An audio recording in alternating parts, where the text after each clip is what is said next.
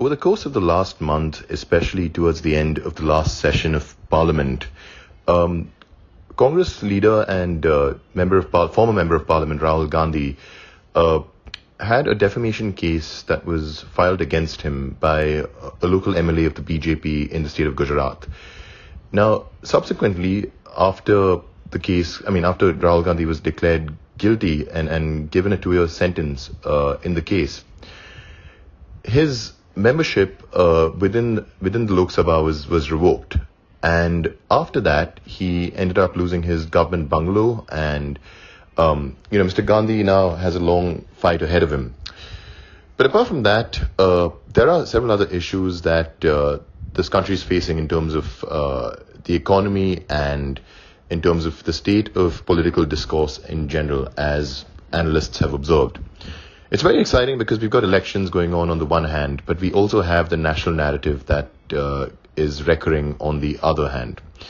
Joining me today is Anshul Avijit, who is the national spokesperson of the Indian National Congress. Anshul, thank you so much for taking time out to speak with me on Swell. As I mentioned, the situation with Mr. Rahul Gandhi is rather complicated, and if you could fill us in terms of what the Congress is planning on doing with your leader and how you're planning on taking this battle forward. I think all our listeners would be very excited to hear. And apart from that, I was wondering what you made of the state of the economy, because this is an issue that, several leaders of the Congress and the opposition keep raising. So in terms of inequality and in terms of price rise, what is your stance at the moment? So in about 5 minutes, I'm really looking forward to getting this quick overview from you, and I'm also looking forward to hosting you on Swell once again very soon. Thanks. Thank you, Karan, for having me on the show. It's great to be here on Swell. Well, regarding the disqualification of Mr. Rahul Gandhi, there's a lot of politics behind it. There is also the judiciary. Let me make some points absolutely clear. We have full faith in the judicial outcomes. We have full faith in the judiciary. There's no question of, questioning them in that sense.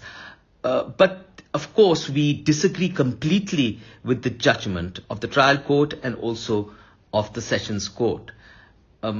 It's well within our rights to express our displeasure and dissatisfaction with this nature of verdict. And the points we have, which we're going to challenge again, and take this case to its logical conclusion, is the most basic point is that the complainants have to be those who have been mentioned in a particular speech, and those complainants have to demonstrate how they have been defamed. Now, this has not happened in this particular case. This is the single most challenging aspect of this case. Secondly, which is also very critical, there has been no mala fide or malicious intent that has been proved, which is absolutely central to the defamation law, right? There have been a number of procedural lapses, which is separate. But also, according to Rule 202, there is also a jurisdictional lapse. The speech was made somewhere else, in Karnataka, in Kolar, and the case has been filed somewhere else. Yet it has been taken cognizance of. There has been an adverse verdict which has been given. We will challenge it. There's absolutely no doubt about it.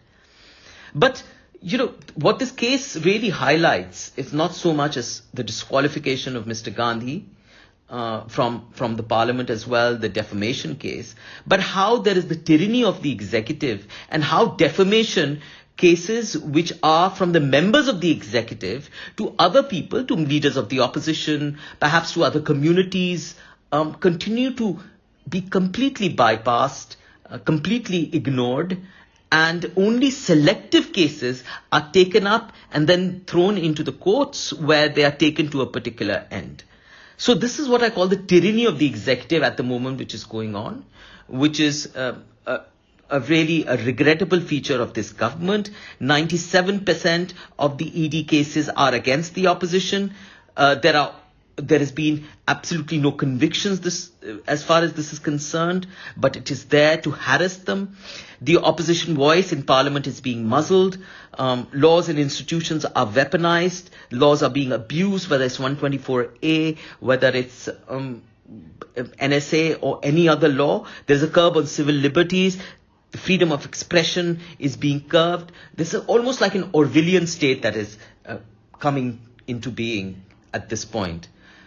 But the other outcome, I would think, is that the opposition is getting together. They've said enough is enough. We have to get together. The like-minded parties have to get together and form this kind of a bulwark against the BJP and its tyrannical habits and trends which we are seeing. Because if we don't do it now, when will we do it? So you see together the negotiations between various opposition leaders.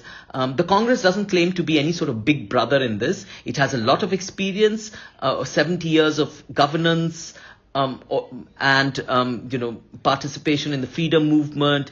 It is well equipped to make laws. It has the kind of experience no other party has, but it is not in any form of arrogance claiming to be a big brother or even the fulcrum of opposition unity. All what it is saying is that we will invite all opposition like-minded parties to come together at this critical juncture in history and form an opposition against this government, because if you do that, the BJP will be devastated. Remember, in 2019, they just got over 37% of the votes, which means that over 63% of the votes were against the BJP. It is the consolidation of that vote which is absolutely critical. We already have an example of UPA 1 where opposition unity has worked and how there were far-reaching laws, including MNREGA, that were made during that time. We repeated that with UPA 2.